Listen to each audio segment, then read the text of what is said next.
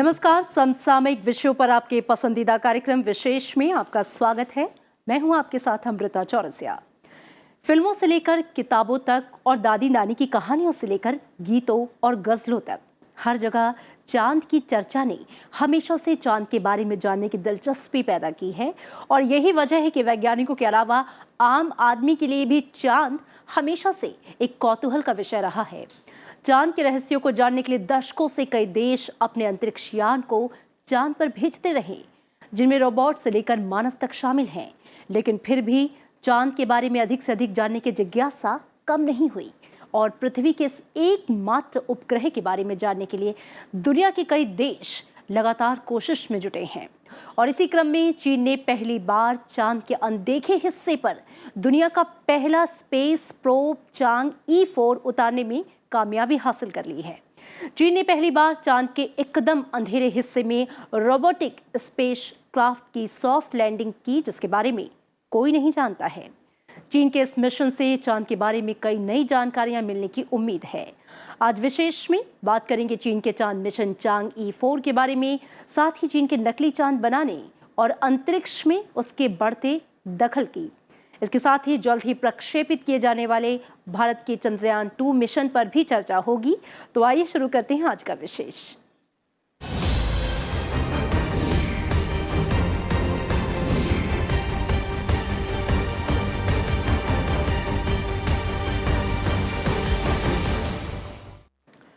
चीन अंतरिक्ष में लगातार नई उपलब्धियां हासिल करने में जुटा है।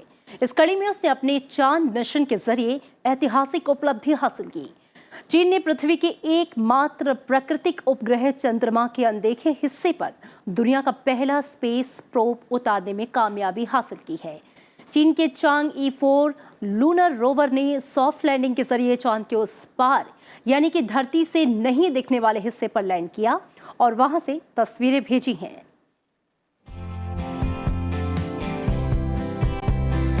चीन ने अंतरिक्ष के क्षेत्र में एक बड़ी छलांग लगाई है। इस बार चीन ने गुरुवार यानी 3 जनवरी को पृथ्वी के एकमात्र प्राकृतिक उपग्रह चंद्रमा की दूसरी ओर पहला रोवर उतारकर इतिहास रच दिया है। चीन ने पहली बार चांद के डार्क साइड यानी अंधेरे हिस्से पर अंतरिक्ष यान उतारने में कामयाबी हासिल की है। चीन के इस ल्यूनर रोवर का नाम है चांग E4। चीन के राष्ट्रीय अंतरिक्ष प्रशासन ने घोषणा की है कि अंतरिक्ष यान चांग E4 ने चंद्रमा की दूसरी ओर की सतह को छुआ और तस्वीरें भी भेजी।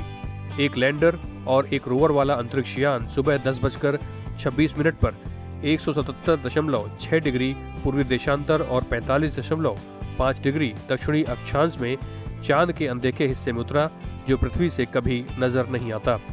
चांग E4 का प्रक्षेपण शीचांग के प्रक्षेपण केंद्र से 8 दिसंबर को लॉन्ग मार्च 3B रॉकेट के जरिए किया गया था। ये यान दक्षिण ध्रुव के एटकिन बेसिन में वोन कार्मन क्रेटर में उतरा और उसके लैंडर ने मॉनिटर कैमरा से ली गई लैंडिंग स्थल की एक तस्वीर भेजी। चंद्रमा का आगे वाला हिस्सा हमेशा धरती के सामने होता है। आगे वाले हिस्से में कई समतल क्षेत्र हैं। इस पर उतरना आसान होता है, लेकिन इसकी दूसरी ओर की सतह का क्षेत्र पहाड़ी और काफी ऊबड़ खाबड़ है। 1959 में पहली बार सोवियत संघ ने चंद्रमा की दूसरी तरफ की सतह की पहली तस्वीर ली थी, लेकिन अभी तक कोई भी चंद्र लैंडर या रोवर चंद्रमा की विमुख सतह पर नहीं उतर सका था।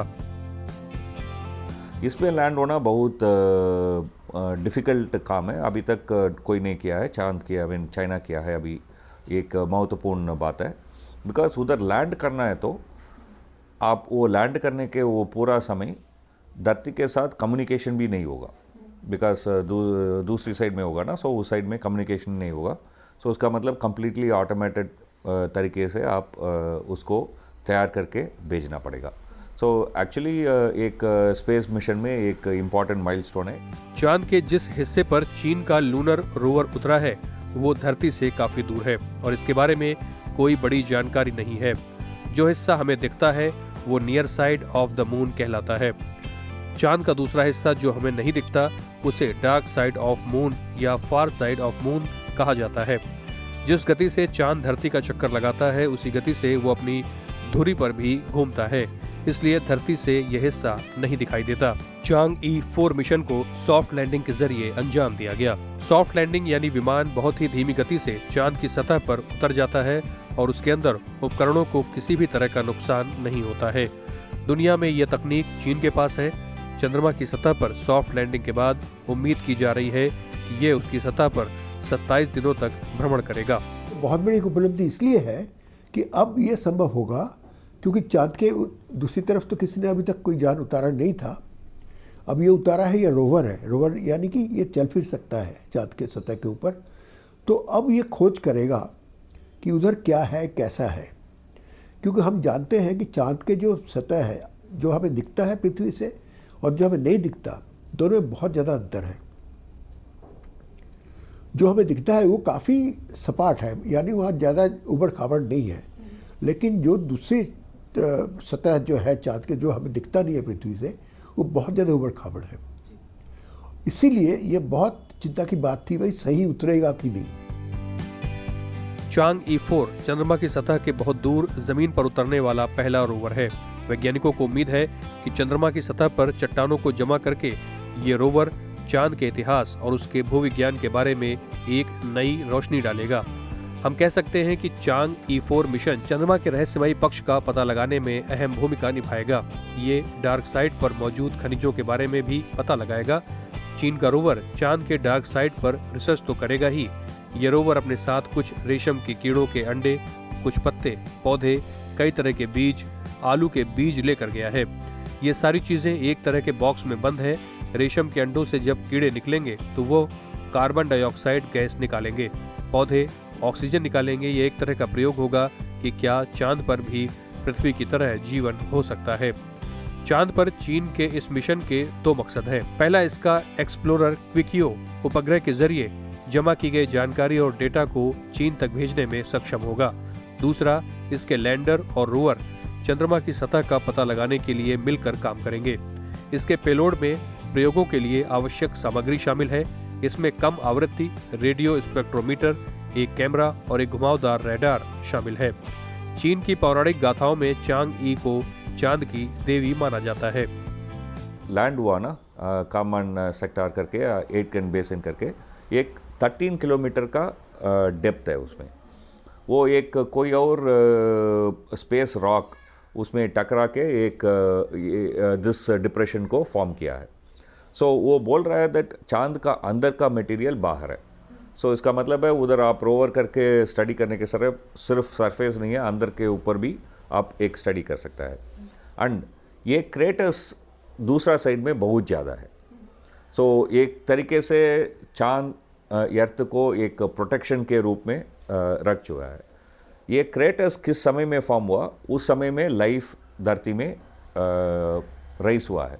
सो वो स्टडी करने के समय धरती का कंडीशन क्या क्या था वगैरह हम जानकारी कर सकता है। चीन के इस ताज़ा स्पेस मिशन से ये साफ पता चलता है कि अंतरिक्ष अभियान में चीन बहुत आगे निकल चुका है। चीन ने ऐसा काम किया है जो अमेरिका ने सोचा तक नहीं। चीन अब अपने तीसरे स्पेस स्टेशन को 2022 तक संचालन करने की योजना पर काम कर रहा है। चांग ई-4 चीन की स्पेस एजेंसी की एक महत्वपूर्ण परियोजना है। तियांगोंग 1 की असफलता के बाद चीन की चांग ई-4 से काफी उम्मीदें बंधी हैं। चीन ने 29 सितंबर 2011 को तियांगोंग 1 को लॉन्च किया था, लेकिन अंतरिक्ष कक्षा से बाहर निकलने के बाद ये पृथ्वी पर वापस आते वक्त दुर्घटनाग्रस्त हो गया था। इससे चीन की स्पेस एजेंसी को काफी धक्का लगा था। माना जा रहा है कि चीन को चांग ई-4 से अपनी साख को हासिल करने में मदद मिलेगी। इससे पहले चीन 2013 में चांग ई-3 रोवर को चांद के सामने वाले हिस्से पर उतार चुका है। इससे पूर्व चीन का मानव रहित अंतरिक्ष यान चांग ई-3 चांद की सतह पर कदम रख चुका है। उनका सेकंड लक्ष्य था दैट चांद का दूसरा साइड, दैट इज वो साइड हम देख ही नहीं सकता है, उस साइड में सॉफ्ट लैंड करना, एक रोवर को इधर उधर भेजना। वो सॉफ्ट लैंड कर दिया है, अभी उसका पहला पिक्चर आ गया है। उसका मतलब है उनका सेकंड गोल भी अचीव कर दिया है। थर्ड गोल है दूसरा साइड एक यान को लैंड करके उधर से सैंपल कलेक्ट करके धरती को वापस करना है। वो प्रोग्राम चांग 5 करेगा। इस साल का दिसंबर में वो लॉन्च करने के लिए वो प्लान करके रखा है। चांग ई-4 मिशन एक ल्यूनर एक्सप्लोरेशन मिशन है। चीन ने 2004 में ल्यूनर कार्यक्रम यानी चांद मिशन की शुरुआत की थी। चांग ई-4 चीन की ओर से लॉन्च चौथा ल्यूनर स्पेस प्रोब है। चीन ने सबसे पहले 2007 में चांग ई-1 स्पेस प्रोब लॉन्च किया था। इसके बाद 2010 में चांग ई-2 और 2013 में चांग ई-3 को लॉन्च किया गया था। चांग ई-4 की सफलता से चीन के अंतरिक्ष कार्यक्रम को काफी मजबूती मिली है। Bureau report, Rajya Sabha TV.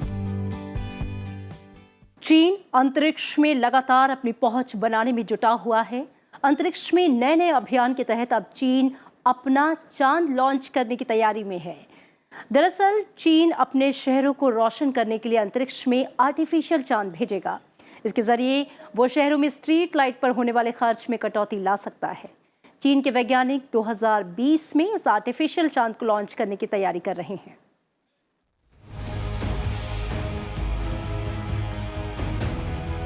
सालों से लोगों के लिए चंद्रमा कौतूहल का विषय रहा है। पृथ्वी के एकमात्र प्राकृतिक उपग्रह चंद्रमा से ही रातें रोशन होती हैं। बच्चों के लिए चंदा मामा के रूप में चर्चित ये उपग्रह सौरमंडल का 5वां सबसे विशाल प्राकृतिक उपग्रह है। लेकिन क्या ये संभव है कि कोई देश अपने लिए अंतरिक्ष में चांद बना ले? सवाल थोड़ी हैरानी भरा है, लेकिन चीन के वैज्ञानिक इसे मुमकिन बनाने की दिशा में आगे बढ़ रहे हैं। चीन के वैज्ञानिकों की माने तो 2020 तक चीन में अपना कृत्रिम चांद चमकने लगेगा। चीन का दक्षिण पश्चिम सिचुआन प्रांत इल्यूमिनेशन सैटेलाइट यानी कि प्रकाश उपग्रह विकसित करने में जुटा है। ये उपग्रह असली चांद जैसे ही चमकेगा, लेकिन इसकी रोशनी उस चांद की तुलना में 8 गुना ज्यादा होगी। इस योजना पर पिछले कुछ सालों से काम चल रहा है और अब ये अपने अंतिम चरण में है। 2020 तक इस सैटेलाइट को भेजने की योजना है। अगर ये योजना सफल होती है तो 2022 तक चीन ऐसे 3 और सैटेलाइट भेज सकता है। अब सवाल उठता है कि ये कृत्रिम या नकली चांद काम कैसे करेगा। ये नकली चांद एक शीशे की तरह काम करेगा जो सूर्य की रोशनी को प्रतिबिंबित कर धरती को रोशन करेगा। सूर्य की किरणें 3600 वर्ग किलोमीटर से 6400 वर्ग किलोमीटर के क्षेत्र को कवर कर सकती हैं। कृत्रिम चांद धरती से 500 किलोमीटर की दूरी पर स्थित होगा। वहीं असली चांद धरती से 3,84,000 किलोमीटर दूर है। माना जा रहा है कि चीन के इस चांद की रोशनी 10 किलोमीटर से 80 किलोमीटर के बीच फैली होगी और ये असली चांद के मुकाबले 8 गुना अधिक रोशनी देगा। रोशनी की तीव्रता को एडजस्ट किया जा सकेगा और समय के मुताबिक कंट्रोल भी किया जा सकेगा। एक्चुअली आर्टिफिशियल मून करके उसको यूफिमिस्टिकली बोल रहा है। बेसिकली ये सिंपली एक स्क्रीन है, लाइक अच्छा रिफ्लेक्ट करने का एक स्क्रीन को आप स्पेस में एक जगह में आप रखेंगे, वो सनलाइट को रिफ्लेक्ट करेगा। लाइक हम बचपन में कांची लेके सनलाइट को इधर उधर रिफ्लेक्ट करके दूसरा का मुंह में रिफ्लेक्ट करके खेलता है ना, उसी तरह ये स्पेस में ये चांद के दूर नहीं जाएगा। स्पेस में 300-400 किलोमीटर के ऊपर होगा, एक बड़ा स्क्रीन होगा। वो स्क्रीन सनलाइट को फोकस करेगा धरती में एक स्पॉट में।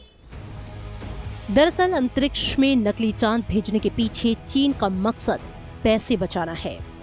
किसी शहर की रोशनी के लिए जितना खर्च स्ट्रीट लाइट पर आता है, उसकी तुलना में ये चांद सस्ता पड़ेगा। कृत्रिम चांद से 50 वर्ग किलोमीटर के इलाके में रोशनी करने से हर साल बिजली में आने वाले खर्च में 1.2 अरब युआन यानी कि 17.3 करोड़ डॉलर बचाए जा सकते हैं। रोशनी का ये जरिया आपदा या संकट से जूझ रहे इलाकों में ब्लैकआउट की स्थिति में राहत के कामों में भी बड़ा मददगार होगा। अगर इस चांद से एक मुश्त खर्चे पर लगातार कई सालों तक मुफ्त बिजली मिलने लगे तो ये लंबी अवधि के लिए काफी सस्ता पड़ेगा। चीन का ये कहना है दैट बहुत बड़ा बड़ा शहर में स्ट्रीट लाइटिंग के लिए हम बहुत एक्सपेंडिचर कर रहा है, इलेक्ट्रिसिटी एक्सपेंडिचर कर रहा है।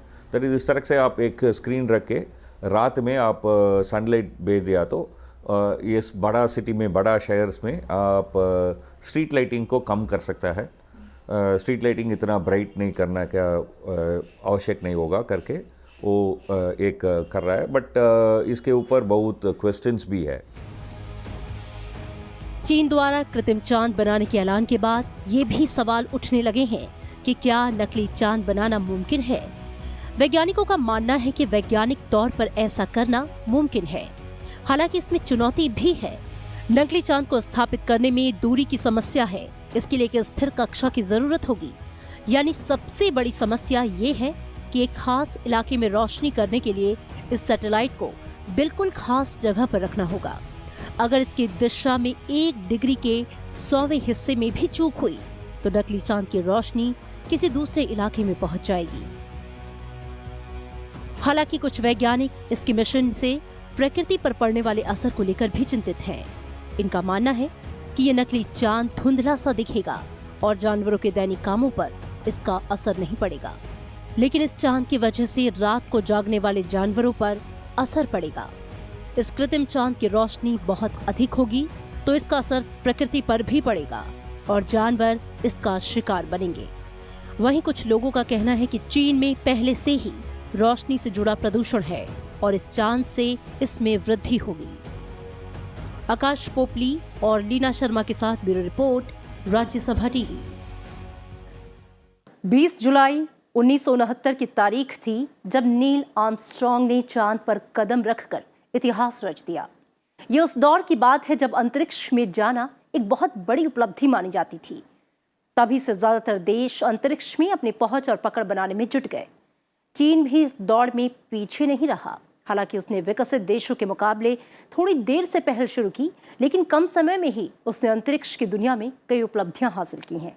हालांकि ये भी एक सच है कि इसके लिए उसने अंतर्राष्ट्रीय नियमों की बार बार अनदेखी भी की है। चाइना नेशनल स्पेस एडमिनिस्ट्रेशन के निर्देशन में चीन ने अंतरिक्ष की दुनिया में एक बड़ी छलांग लगाई।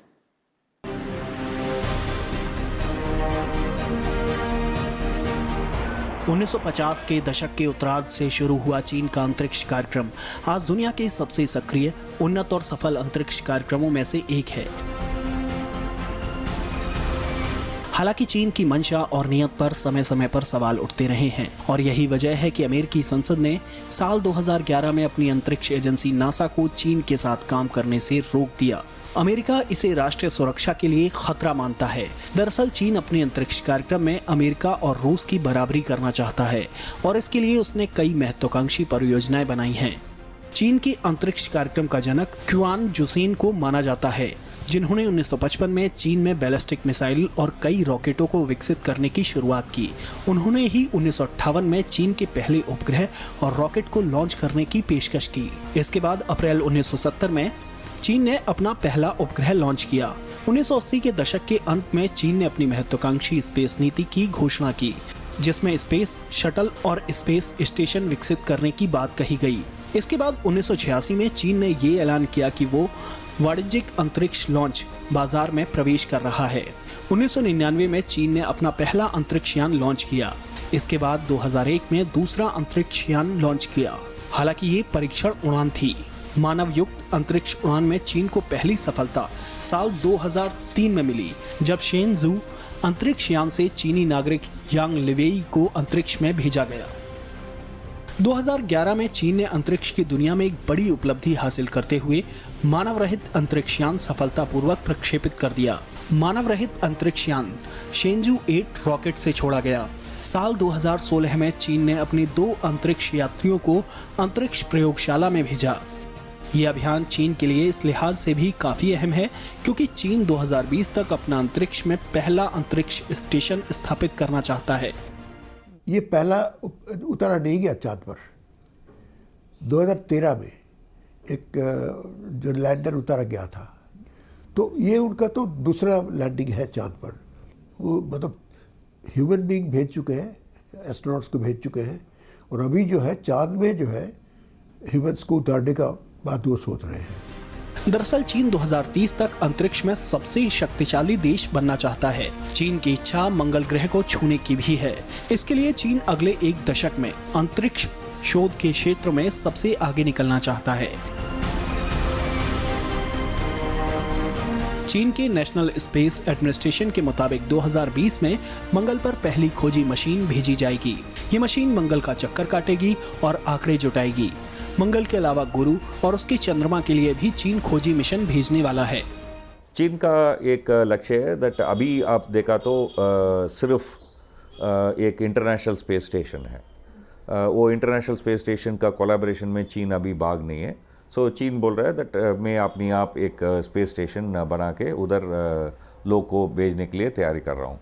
ये एक स्टेपिंग स्टोन होगा। वो बोल रहा है दैट लोग को उधर चीन आदमी को चांद पर भी 2030 तक 35 तक हम लेके जाएंगे करके एक प्लान वो अनफोल्ड किया है।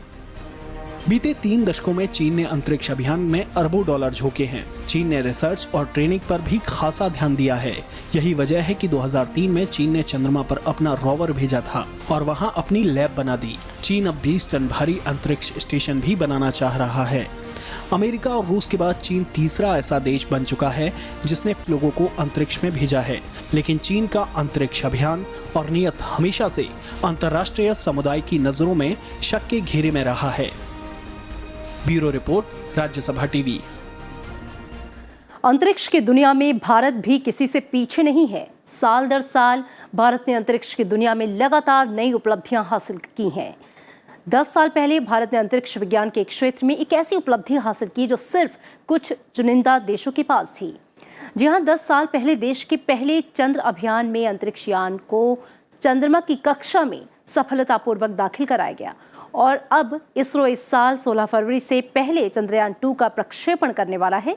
इस मिशन पर करीब 800 करोड़ रुपए की लागत आएगी। जाते जाते आपको छोड़ जाते हैं इस रिपोर्ट के साथ, लेकिन आपको याद दिला दें कि आप हमारा ये कार्यक्रम RS टीवी के YouTube चैनल पर देख सकते हैं, जहां आपके सुझावों का हमें रहता है इंतजार। नमस्कार।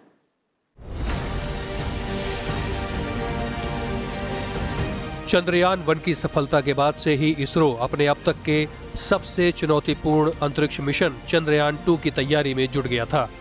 चंद्रयान 2 के तहत इसरो पहली बार चंद्रमा के लिए ऑर्बिटर, रोवर और लून लैंडर भेजेगा। इस अभियान से नई तकनीकों के इस्तेमाल और परीक्षण के साथ साथ नए प्रयोगों को भी बढ़ावा मिलेगा। इंडिया भी उनका मून मिशन को स्पीड अप किया है। Chandrayaan 1 we have successfully demonstrated, वो आपको पता है। चंद्रयान 2 लगभग 10 साल में 2019 में जाएगा। वो भी एक महत्वपूर्ण मिशन होगा कम से कम इसरो के लिए, because this will be soft landing on moon. Then इसमें भी एक रोवर कार चांद के डिफरेंट डायरेक्शन में जाके स्टडी करेगा। भारत का अगला मिशन चंद्रयान 2 16 फरवरी 2019 से पहले लॉन्च हो सकता है। लॉन्च होने के 40 दिन बाद ये चांद पर लैंड करेगा। इस मिशन के तहत इसरो पहली बार अपने यान को चंद्रमा के दक्षिणी ध्रुव पर उतारने की कोशिश करेगा। पहले चंद्रयान 2 को साल 2018 में अंतरिक्ष में जाना था, लेकिन इसके डिजाइन में कुछ बदलाव किए जाने थे, जिसके कारण इसमें देरी हुई। नए डिजाइन में करीब 600 किलोग्राम की बढ़ोतरी की गई है। दरअसल प्रयोगों के दौरान पता चला था कि उपग्रह से जब चंद्रमा पर उतरने वाला हिस्सा बाहर निकलेगा तो उपग्रह हिलने लगेगा। इसके लिए डिजाइन में सुधार और वजन बढ़ाने की जरूरत महसूस की गई। पहले कुल प्रक्षेपण वजन 3250 किलोग्राम होना तय था, अब यह 3850 किलोग्राम होगा। यान के ऑर्बिटर का वजन 2379 किलोग्राम, लैंडर का 1471 किलोग्राम और रोवर का 27 किलोग्राम होगा। अलग अलग प्रयोगों के लिए ऑर्बिटर में 8, लैंडर में 4 और रोवर में 2 पेलोड होंगे। चंद्रयान 2 चंद्रयान 1 की अपेक्षा कहीं बड़ा और भारी होगा और अपने साथ चंद्रमा पर उतरने वाला एक लैंडर भी लेकर जाएगा, जिसमें चंद्रमा पर विचरण करने वाला एक रोवर भी होगा। लैंडर चांद की धरती पर सॉफ्ट लैंडिंग करेगा, जिसके बाद रोवर निकलकर चांद के सतह पर कई प्रयोगों को अंजाम देगा। भारतीय अंतरिक्ष अनुसंधान संगठन यानी इसरो ने दूसरे चंद्र मिशन चंद्रयान 2 के लिए महत्वपूर्ण पेलोड Ka बैंड राडार अल्टीमेटर तैयार किया है। यह पेलोड चंद्रयान 2 के लैंडर में लगेगा। इस पेलोड का इंटीग्रेशन लैंडर में किया जाएगा और उसके बाद परीक्षण की प्रक्रियाएं शुरू होंगी। Ka बैंड राडार अल्टीमीटर और HDA प्रोसेसर चंद्रयान 2 के लैंडर का एक मुख्य पेलोड है, जिसका विकास पूर्णतः स्वदेशी तकनीक से अहमदाबाद के अंतरिक्ष अनुप्रयोग केंद्र ने किया है। मिशन में इसकी अहम भूमिका होगी। चंद्रयान 2 के लैंडर का नामकरण इसरो के संस्थापक विक्रम साराभाई के नाम पर विक्रम किया गया है। हालांकि पहले इस लैंडर की आपूर्ति रूसी अंतरिक्ष एजेंसी रोसकोस्मोस को करना था, लेकिन समझौता टूटने के बाद इसरो ने खुद इसका विकास किया। चंद्रयान 2 चंद्रयान 1 के समान ही चंद्रमा से 100 किलोमीटर दूर रहकर उसकी परिक्रमा करेगा। लैंडर कुछ समय बाद मुख्ययान से अलग होकर चंद्रमा की सतह पर हौले से उतरेगा और उसमें रखा रोवर सब कुछ ठीक होने पर बाहर निकलकर लैंडर के आसपास घूमता हुआ तस्वीरें लेगा। इसके अलावा वो चंद्रमा की जमीनी बनावट के नमूने लेकर अलग अलग उपकरणों की सहायता से उनकी जांच परख करेगा। ये एक इम्पॉर्टेंट काम इसका होगा, ग्राउंड ट्रूथिंग करना। दर इज अर्लियर चंद्रयान 1 दूर से चांद को मिनरलॉजी मैपिंग किया है। दर इज चांद के धरती में क्या क्या मिनरल्स है करके मैपिंग किया है। सो ये रोवर उधर उधर जाके चेक करके वो है करके प्रूफ किया तो देन एक तरीके से ग्राउंड ट्रूथिंग करके बोलेगा। उस तरह से आपको मिनरलॉजी मैप को और साबित होने का संभावना होगा। चंद्रयान 2 का प्रक्षेपण GSLV मार्क 2 की जगह GSLV मार्क 3 से होगा। इस दिशा में इसरो ने एक और महत्वपूर्ण पड़ाव पार कर लिया है। चंद्रयान 2 का प्रक्षेपण जिस भारी रॉकेट यानी GSLV मार्क 3 से किया जाएगा, उसमें इस्तेमाल किए जाने वाले क्रायोजेनिक इंजन का सफल परीक्षण पूरा हो गया है।